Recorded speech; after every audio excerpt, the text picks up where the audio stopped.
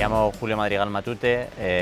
realicé la tesis en enfermedades estudiando las patologías cardiovasculares y en los últimos 7 años estuve en Nueva York haciendo un postdoc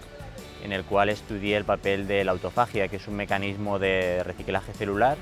en el desarrollo de las enfermedades metabólicas y cardiovasculares. La autofagia está relacionada fundamentalmente con la alimentación. Junto con la doctora Sara Mañón, que es médico especialista interna, hemos comenzado un proyecto de modificación de hábitos nutricionales en pacientes oncológicos. Lo que hemos encontrado es que en general a los pacientes que sufren un cáncer no se les realizan unos cambios nutricionales demasiado importantes, simplemente se les recomienda que coman mejor, no se les da prácticamente ninguna guía sobre cuál es la alimentación que deberían tomar para tener menos efectos secundarios y poder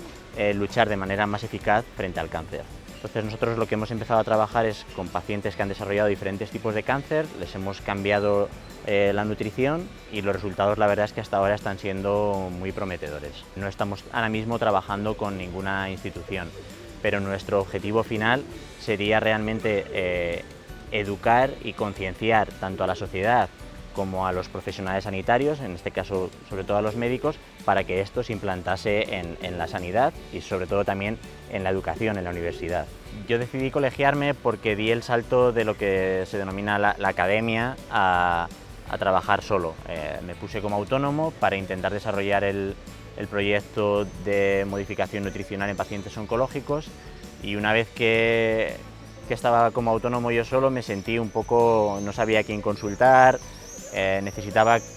creo, como una comunidad a la que pudiera acudir. Mi padre siempre había estado colegiado como ingeniero agrónomo, me acordé un poco de todo lo que él me contaba de los beneficios que tenía la colegiación y la verdad es que una vez me colegié pues he encontrado una asesoría, una comunidad, hay divulgación, hay también cursos, entonces para mí la verdad es que creo que ha sido bastante beneficioso colegiarme.